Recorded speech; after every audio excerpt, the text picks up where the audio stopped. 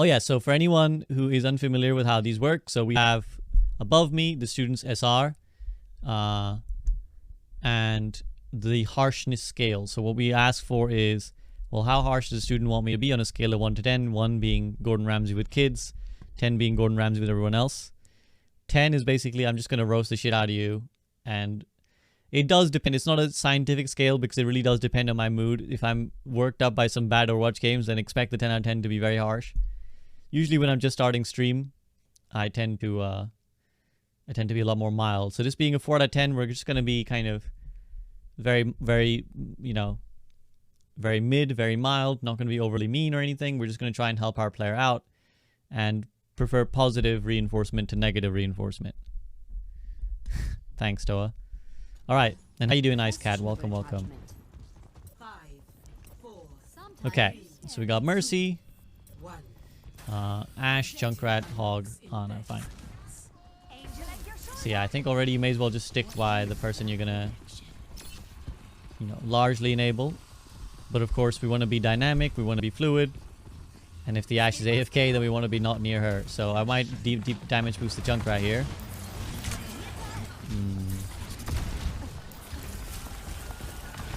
So I must confess, I have not played any of the Mercy in Overwatch 2, so I'm not familiar with her new movement. So I'm not going to necessarily analyze your movement, especially since we're silver anyways. I'm not going to try, like, I'm not going to analyze the movement in the sense of, like, I'm not going to be like, oh, you know, you could have gone zoop, zoop, zoop, like this and done this, that, the other. I'm just going to be like, oh, you moved into a bad spot, or you didn't move into a bad spot, etc., etc. And we're going to look at your target priority and stuff like that.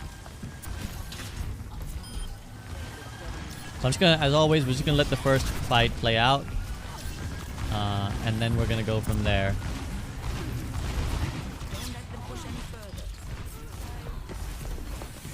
Okay, well this is very silver to get away with that res. Okay, so what do you think, Jam, about this first fight? Do you have any thoughts? So usually, with a full VOD review, I might be in voice chat with the VOD reviewee, but in this case, Jam would prefer to be in Twitch chat. So I'm just going to try and periodically ask Jam, but you guys can chime in as well. Please remember to mirror the harshness scale for your feedback. So if you're watching a VOD review and the person has put 10 out of 10, feel free to roast the shit out of them in the comments too. But if someone has put 4 out of 10, then try and frame your feedback according to that consideration. So Jam, what did you make of this first fight? Well, the res gave them another 30% ult charge. Well, I don't even, you know, the res actually wasn't even bad.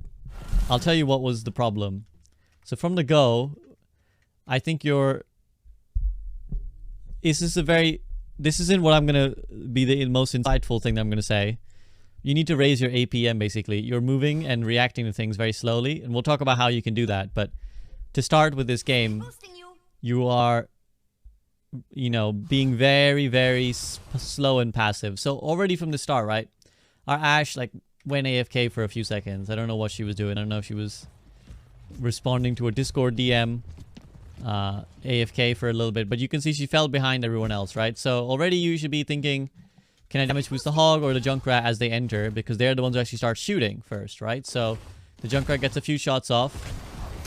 Does he connect with anyone? No. But he could have done, right? Maybe he connects with that Moira, does a lot of damage. Maybe this Hog kills the Zarya. So already you're a little bit slow. Right?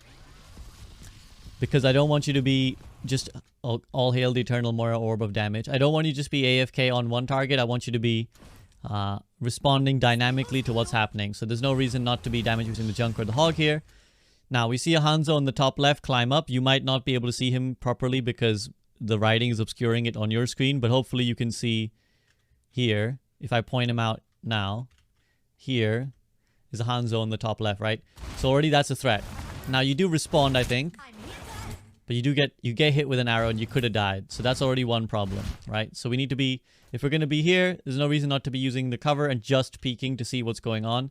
If you feel that the Hanzo is pressuring you too much and that he's too much of a threat, don't leave. Don't have to risk yourself to go help, right? This case, I think it's fine. You go help the Junkrat, very good. But from now on, you're basically just going to hard tunnel on the Roadhog, which is just not the play. This is just not the play, right? So let's watch from this POV because we'll see your target priority while other stuff is happening. So the Hog, first of all, what's his HP check? 430. He's 430 HP. he has an Ana healing him, and he has plenty of opportunity to run away. There's absolutely no need for you to be healing him right now. Absolutely no need. Our Ashe is half HP. More importantly, I think our Junkrat is going forwards. Could be doing a lot of damage. Could be blue beaming him quite strongly. In terms of position, you know, we could have flown up maybe on top of this, although the Hanzo was there. So if he's there, you don't want to be there, but could fly up here. Now, potentially, this is fine too. Again, he's still... Now he is 591 HP. You're still healing him. Right now, we do go over to our Ashe. And you see she goes and gets a kill. So if she had been damage boosted, she might have got that kill sooner. Our Junkrat gets killed. Still, we could be damage boosting instead of yellow beaming. We're yellow beaming the full HP target. So again, yellow beam, yellow beam, yellow beam. Still yellow beam, yellow beam, yellow beam. When she's at this HP, that's enough. Right? Like, when she's... If you want to go by the graphic bar here, when she's just over half, like, let's say that she's got that little bar above half, she's fine. Because, especially because she's killed the Hanzo. But even in general, I don't expect you at Silver to be perfectly tracking, okay, the Hanzo's dead, so I can... There's no one shot left anymore, so the Ashe can't die to anything too quickly before I respawn. But just like, in general... When you've got people to about 75% HP, that's more than enough. Let's go back to blue beaming. Because this Ashe is just sat here free firing, right? So she could just be getting free pot shots off on everyone. Instead, you get it to full HP and then you go dashing over to your Roadhog, who at this point is still 364, has a breather, has an Ana healing him. Not any need at all to be healing your Roadhog right now. No need. Look, he goes right back up. He was in control of that situation, and if he wasn't, he's an idiot and he deserved to die. You have to be, and again, even now, you're still yellow beaming him, right? You have to be looking for damage. You have to be pushing for that aggression, and that has to come in the form of a blue beam on your Ashe. Or if you just don't even trust your Ashe for whatever reason, blue beam on the Roadhog. Now, you end up getting in a risky position because of your obsession with the Roadhog. And I actually think this res is okay. Like, I think when you started it, there was a chance that the fight could have been clutched. It wasn't the worst res of all time. So I actually think the res was the least of your problems. Your biggest problems were your target focus and sometimes your positioning. Golden rule of Silver: Hog won't ever die. Don't waste time on healing him. Yeah, I mean, in general, Roadhog is possibly the last tank you should worry about healing as Mercy, just because he has a massive self heal, and you already have another tank or another healer or another support, I should say, before ML7 gets mad at me. You already have another support who could heal him. And yes, I think you should consider upping your sense possibly, because you are a little bit slow to look around. Not really. Precision is not prioritized over. What's the word I'm looking for? Peripheral. More peripheral over precision with Mercy. We want to look around more rather than aim perfectly. Now this is good. Your Ashe is on an off angle, so is your Junkrat. Correct targets to be enabling. Yeah, just top him up and then blue beam. Perfect. Great, great, great. I'm upset that your Roadhog has come from here as well, but it is what it is. Please don't yellow beam him. Please don't bother with him. Please. Please don't bother with him. Good, you're helping. Good, good response. There's a Hanzo to the right. Can we help? Or can we notice at least, I suppose. Now, you built Valkyrie very quickly because you've been yellow beaming very hard. But again, you have a tendency to gravitate towards your Roadhog. Now, this is a decent res. I like it. I like the Valk. Very good.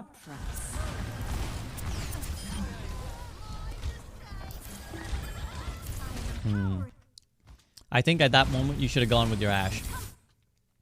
I think once this happens, right? Once you see this, you've topped these guys up. And these guys are backing. I think you have to go damage boost your Ashe, because she's fighting a Hanzo who's in a very dangerous position, and you need to help her win this duel. So if you damage boost her, this Hanzo dies, actually. Unironically, this Hanzo dies. She's just hip firing and praying. But this Hanzo would have died twice. And this Mora Orb was the greatest Mora Orb I've ever seen a Silver Mora put. Let's have a look at this. I need to see this. I need to see how much of this was deliberate. This was the greatest Mora Orb of all time. It saves him once, saves him twice. It's going to save him a third time. That's incredible. That's incredible. But as you see, the reason I say this is that if you help this Ashe win this duel, she then gets to go here. And now she's free firing. Not only are you up a player, but you're also up a great positional advantage now. A true skill orb. And then if you want, you can always come flying back around and you know, start damage boosting the majority of your team and the larger number of players. Because obviously that's good for the beam weapon. But I think that if you ever see a teammate take a position that is very aggressive and potentially very valuable, you need to try and help them. Generally, the support is a good idea, but definitely as Mercy, you should help them maintain that position. Because as you can see now, that's a real problem. This Hanzo has this ground for himself. There's nobody who can stop him. So he can do whatever he wants now. And I wouldn't be surprised if he kills you or someone else. Or this being silver, he'll just whiff everything. But in another day, he could have killed a lot of people. You're still yellow beaming. You full HP targets. You know, damage boost always better. If possible. If no one's dying, damage boost always better. Hello, new demon. What up, Huckleberry as well? Now, your team managed to win because that Hanzo basically did nothing. Well, there you go. He gets a kill now. I think you first help your Ashe. First help, then res. Always help a fight first, res afterwards. Because the res will still be there after this Ashe beats this Hanzo. But this Ashe will not be there once you finish the res, as you can see. Yeah, it's not been bad, Huckleberry. Not been bad at all. Again, he's perfectly fine. If he's at 80% HP, you need to start damage boosting him, not healing him. Now, your Junkrat's gone for something very aggressive. What would we like? We would like to help the guy doing aggressive stuff. Now, this is, again, good. Now that the Hog is doing aggressive stuff, absolutely, go ahead and damage boost him. Not a fan of your positioning either. So the one thing about the new Mercy movement is that I think it's a lot easier for you to get up to high ground. So I think it's actually a lot easier for you now to get up here, potentially, or just even here in cover. Maybe here on this side of cover so that you can, like, up here might be ideal, I would say, on top of this and here. So that you're damage boosting your Junkrat, you can check this angle. So if someone comes here, you know, you could potentially call it to your team, ping it to your team, and then run away yourself. And most importantly, you're not going to get caught by everything meant for your team. So here you get zoned out, clumped with 4 of your teammates. You're not able to respond to the Junkrat because, again, you're a little bit more tunneled on the Roadhog. And you get grabbed. You should never ever be getting grabbed with the rest of your team as Mercy. If you get... Wow, the Mercy... This Mora is deadlifting this game. What the hell? This Mora is the greatest silver Mora. But, like, if they grab you individually, alright, fair play. They grab you and maybe you're the support, alright, fair play. If they grab you and your Roadhog, something went wrong. Something went deeply wrong. Okay, now again, good, very good. Help your Junkrat win this duel. No, not the Roadhog. Help your Junkrat win this duel. Let's have a look. Did he get the Hanzo close again? This Hanzo and Mora are just literally, again, look, it's that same combo. The healing orb in this room, helping the Hanzo. Now he's getting a lot of resources as well. So right, he got a bubble, a Mercy. So yeah, I don't know when we cut out. And I don't know what the hell happened there because I at no point did the thing was saying that I was dropping frames. Hello, mini SPN. I don't know what was happening, but anyways, we're here now. I need to make sure I run ads actually so that you guys don't always get ads at inconvenient times. But I've got the ads to as low as possible, FYI. I've got the ad like amount to as low as possible. Okay, one sec. Yeah, okay. I'm set up. Okay. So, as I was saying, you need to help your Junkrat win that duel. I'm fine with you damage boosting Bulb. He's a very reliable target. But what I was saying before we disconnected, or potentially disconnected, is that... Thanks, SPN. Is that, well, the thing is, because I didn't stream the month before, my ad incentive offer was, like, terrible. It was, like, sweatshop labor levels of money. So I was like, I'm just going to chill out on the ads and maybe next month we'll think about it. So, you're in the open, right? You're not in cover. Look, you're just running around outside of cover. Always go from cover to cover is Mercy. No reason not to. And again, now here this Hans is going to get one shot off on you. Bang. And if that was a headshot, you just die. So, and now you know there's a Hanzo behind you. So you should be careful of this. You know he's there, Cham. Cham, you know he's there. You could ping. You could help your Junkrat. Again, just blue beam him for now. There we go. He got him. I think you could easily have pinged him, by the way. You could have pinged the Hanzos there. I don't know if you've started using your pings, but I think they're very, very helpful. I think you could fly higher here, FYI. I think you should fly a little bit higher so you're not... Yeah, no, keep going, keep going. There we go, that's it. That's the kind of height you want. Because you were way too close here to the Zarya and everybody else throughout this entire Valk. I understand to start with, you don't want to be in the Hind. Perfect. That's very, very good. I like your timing of your Valkyries. Very nice and early. Perfect. You don't hold them, which is great. But again, here, let's go up. Let's go up here. Up to here, maybe even, right? No reason not to. There's nothing that, like, there's no, like, Widowmaker. And even, to be honest, Widowmakers would have a hard time plucking you out when you're moving around so fast.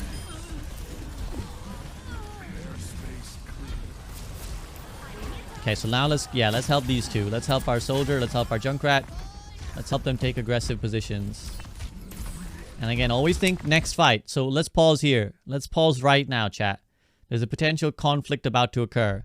Hey, thank you, Ice Cat. Thank you for the sub. Gifted, or continued from the gifted from Kibo.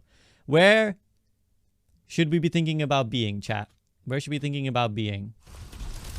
In terms of, like, our positioning, our cover. Let's assess the situation, right? We got our soldier here, we got our Roadhog here, our Junkrat here. Any ideas? I know it might be difficult to describe the position, but try and do your best. And Jam, what do you think? Or Zebra Force, what do you think? Because right now, we're chilling in the middle of the street. And much like traffic rules, being in the middle of the street is not where you ever want to be. Don't want to say the wrong thing. It's all right. You can, if you say the wrong thing, you might learn too. There's not much great cover. Depends on the enemy location. Okay, but we're pausing and we can see the enemy's location. So what do you think? And there is actually quite a decent... There's not amazing cover, but there's lots of little bits of cover. I'd play by the bot. I think I would be tempted to be tucked in this room with my Junkrat to start with. And then respond accordingly. Because this is, I think, a very safe position that allows me to see everyone. So I can see where my Ana is, where my soldier is, where my Hog is. I can see where everyone's coming from. I can see where the threats arrive. And if I'm here, I can see that there's a Cassidy over there. And then I might, if I'm going to fly over the soldier, I might like play by this tree and here. So I'm kind of cutting the Cassidy's LOS on me and making sure nobody can shoot me. And if I see someone pop up there, for example, I'm going to adjust again. What up, Genki Des? Of course, positioning is always situational, but I've provided the situation in this case, so I think we can answer the question. Playing Pharmacy in Colosseum in the hallway is kind of weird. Yeah. But the reason I wasn't too happy is because you're firstly in the open, and then the Cassidy is you're giving him full sight lines. Now, a dragon goes through. Good, you help your Junkrat. But again, we're just chilling in the middle, chilling in the open. Always need to be tucked in. If you're going to go here, at least tuck in here. At least tuck in behind the bot. At least tuck in behind the car. Do not be by the open. Like a shirt fly, it must always be tucked in. Don't have to think as much on the old maps because of experience. Well, that's good though. I want you to challenge yourself. I want you to push yourself, Jam, and always be thinking about where you could be. Because it's not great to just autopilot your way to your gameplay. Again, there's no need to be right up to the person. You can just be sat here at the corner, helping him from a little bit of a distance away. And again, your Junkrat's going for a flank. Your soldier's going for a flank. Please help one of them. Good. Again, you don't need to go right up to them because now you've potentially opened yourself up to the left side. So that's fine. You've opted to go with your soldier rather than Junkrat. That's fine. Yeah, max range beams. You always want to be... You want to be as close to your max range as possible, basically, when you're playing Mercy. Because you don't ever want to be up someone's behind. Because that's when you get caught by stuff meant for them. Good. Good flight. Again, yeah, just sit here, right? Sit in this entrance. So if somebody comes, you can always dip in and then jump back out later. Don't be sat out in the open. Because if someone comes up the top here, you're going to get head banged. See, and that's actually case in point. What happens? Hanzo comes from behind. He gets one shot off on you. Another reason why it's helpful as Mercy to be looking around a lot. But if you're here, you're checking. You can check real quick. Okay, nobody here. Then we can fly over to this side maybe and check from here. Okay, what's going on? Again, this is easily max beam range, right? If you connect and then you step back, you'll be able to stay on your soldier. You can get on your Junkrat. Right? So you can, and if you're here, you can assess the situation. What's going on? Where are they coming from? Ah, a Han's over there. Ping. Now my Hog is dueling him. Fine. Let me go help. There's no reason your Hog should lose a duel to a Hanzo, so that's fine. Let's go help these two. Good damage boost. Again, if our soldier's anti-nade, let's damage boost our Junkrat. It's an okay res. I'm alright with it. Now, your Hog did not kill the Hanzo, FYI, so that's just something to bear in mind. Looks like he shoot him away, but I would check. But again, we're just sitting behind the bot. Again, like a payload in a payload map, the bot is okay cover, but it should always be your last resort, not your first option. So use the natural reliable cover that won't move, like this side here, maybe this here, right? Where you can have an assessment of the fight and be safe and always run away if you need to. Whereas the bot is going to constantly move from you. It's a lot easier to circumvent with the flanks. So I'm not a fan of sitting by the bot. Now, I actually really like that you continue to damage boost your soldier throughout this attack visor, because I think he actually got like an extra 1 to 2 kills because of you. Oh, be careful! There is no way you survive this, Jam. Oh, dude. So you know the High Noon is there. I'm actually kind of shocked that you do survive this. Because you literally just walked fully in his face. He just draws too early. But you should have died there because you just walked fully in the face of this High Noon. So I don't know if that was an audio problem or if it was a I don't know if you heard it, or I don't know if you didn't hear it, or I don't know if you heard it and forgot about it. But if you're gonna re-peek and there's a High Noon, you can come from here, right? So now look how much easier this is. Instead of doing like this, you just do this. I thought he died to visor, but I'm pretty sure. Let's have a look. Tactical visor activated. So I don't see how you would feel that, because you've seen 3 people in the kill feed who are Ana, Mercy, Hanzo. The High Noon pops after the last of your blue beam, right? So there's no more registers, and there you see your soldier die. So there's a kill feed telling us. There's also the visual telling us that he's not died, and the audio telling us that he's not died. So I think this is a bit of maybe a lapse of attention, but kill feed is great here to tell you is the Cassidy still alive, which you would be able to tell. And even here, if you're unsure, just peek lightly. Again, this would have been where if there's no need to do this, right? Why would you even need to leave this cover right now? There's no need to even do what you're doing. And you can see quite clearly, there he is. So you're just not looking. You're tunneled so hard on the person you're healing, which is actually the opposite of what you should be doing, right? The great thing about Mercy is once you attach your beam to someone, you no longer need to even look at them. So once you've attached your beam to the Roadhog, there's no reason not to look at everything else. So beam attached. Okay, stop. Look around. Where are they coming from? There's Zarya. Where is she? What's her energy? Can I tell what her energy is by her, her charge, her shininess? Is there someone coming from the left spawn? Is someone coming from the right spawn?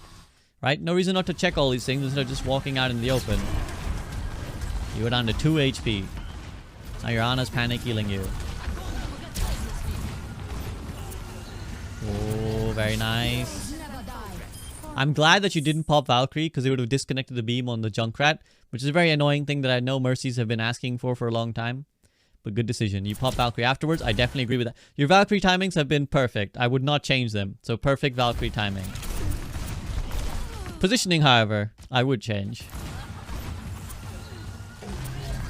That's a really, really subtle thing, but I really applaud you. That's a really giga brain decision to not pop Valkyrie, because for those of you who don't know, when you pop Valkyrie, there's a second where your beam disconnects on the person you were on. So this Junkrat might well have died had we popped Valkyrie as soon as we got it. But you should probably have been by this. I didn't even know that. It's very annoying. So there's no reason to not be by cover again, Jam, and you're basically in the middle of the road. And for somehow people in silver can't hit people stood still, but they can absolutely 3-tap a flying, juking Mercy, apparently. So we learn every day. But no reason not to be in cover again.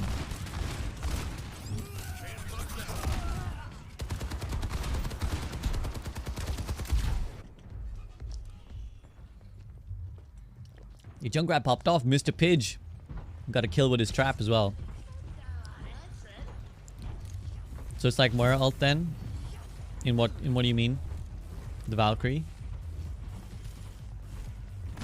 Okay, I don't know why your beam is not on anyone right now. Even if there's no one shooting, I don't know why your beam should always just be on if it's possible. Again, I would be with your Junkrat here if I was you. You're tunneling. So again, I always want you to, if you're looking for like who should I target as Mercy, always try. It's the same with like when you're thinking about who to harmony orb as Zenyatta. The person who's in the most aggressive position is usually the one who's going to need your help the most as a support, right? So your Junkrat's just concussed up. Your Roadhog is just chilling AFK down main, to be honest. And, you know, yeah, he might land a hook, but he doesn't need your damage boost to finish the hook kill, right? If he does hook someone. Unless it's a Zarya, but then he's not going to kill her either way. Your Ana's already backing him up. There's really no reason for you to be sitting with your Roadhog when your Junkrat, on the other hand, will benefit greatly from the damage boost. And is in a very good position right now. This is a great position from your Junkrat. He could easily be doing a lot of damage, but instead what's going to happen is I'm guessing this Cassidy is going to blow his head off.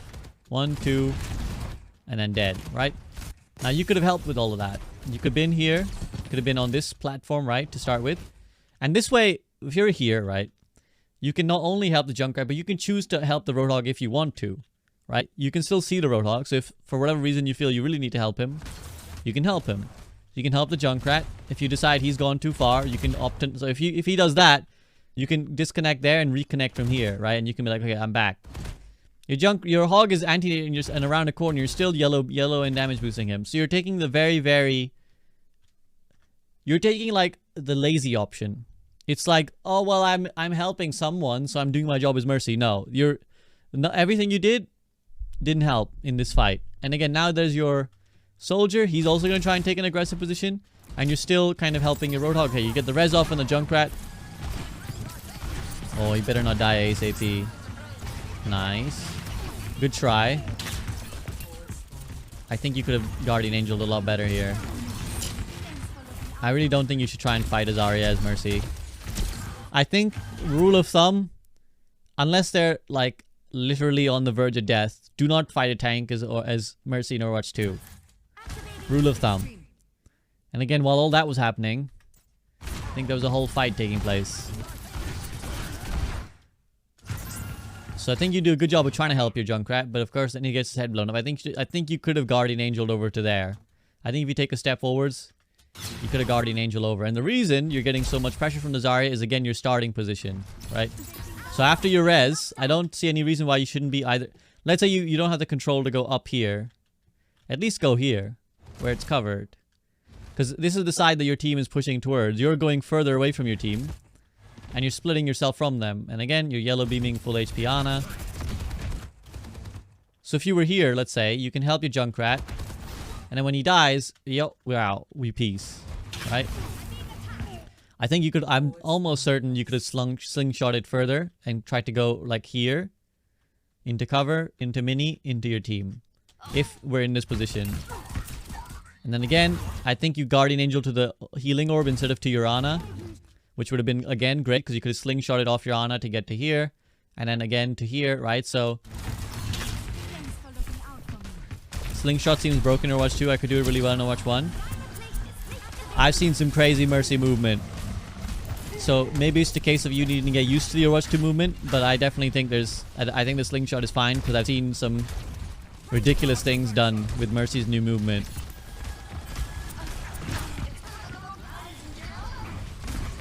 Okay, so I would like you to look towards where your Junkrat is right now, because I don't know, and you don't know.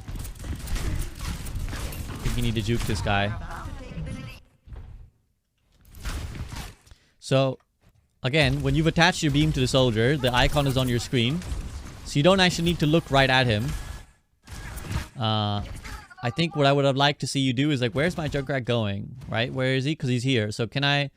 Because you might want to make a decision like, actually, I'm going to abandon my soldier and go help this guy. Because he's out here doing some shenanigans. Now, a lot of these shenanigans are rather AFK, but he gets one. Okay. Could have Guardian Angel off of this. Towards our Junkrat.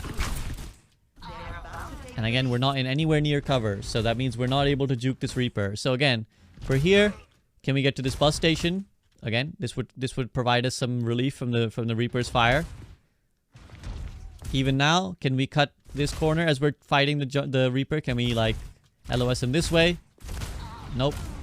We're standing in the open. Your Hog tries to hook him while he's Wraith. Yo, Boger, how was the Raid Shadow Legends? You love Raid Shadow Legends, huh? The most addictive gameplay. Game of the year 2019.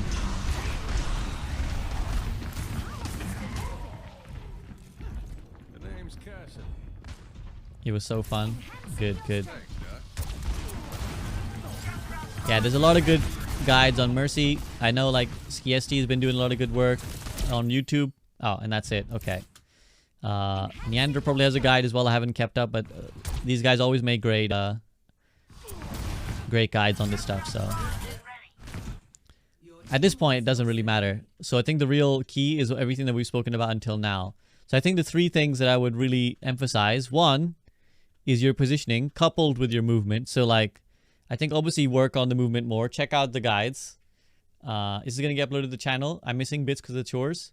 I might put it on the B-side, mini Espion. I might put it on the B-side, yes.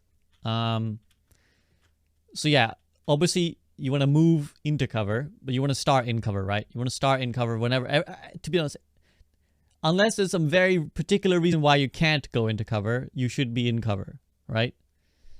With the new movement, getting to those pieces of cover is much easier, much more expansive. You can get to high ground.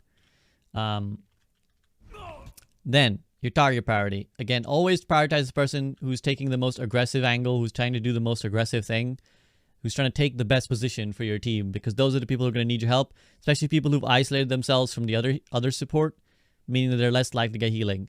Please, rule of thumb, stay away from your Roadhog. There are times, obviously, when helping your tank in Overwatch 2 will be great, because if you got a high energy Zarya, she's going to do a lot of work. But in general, try and stay away from your Roadhog. Try and help people who need the beam more. He doesn't need the beam. He can do his thing fine without it. Whereas there's certain characters who are much weaker without it and much stronger with it. And then, yeah, I think just generally try and have a better awareness of what's going on in the fight, which I think will come if you, A, look around more, because I didn't ever really see you looking around to assess the state of the fight, and maybe consider upping your sends a little bit, because I think that always helps with that issue where it's like, it just becomes easier to look around quickly. So I think those are things you need to focus on, because I do think that you were very lazy, if I can be straightforward. I think you were very lazy throughout this game. The one thing that I thought was amazing was your Valkyrie timing. So most people struggle with their ult timing, but not you at all. I thought every Valkyrie you used I thought was spot on. Perfectly done. So that part is great. You've got the ult down. Now we just need to work on these other things where I think you really need to like push yourself. Yeah, the soldier ult as well was great. You chose to damage boost him and get that extra bit of value while he finished everyone off, even as he was anti-nade and dying. So all that is great. Would just love to see you push for that extra little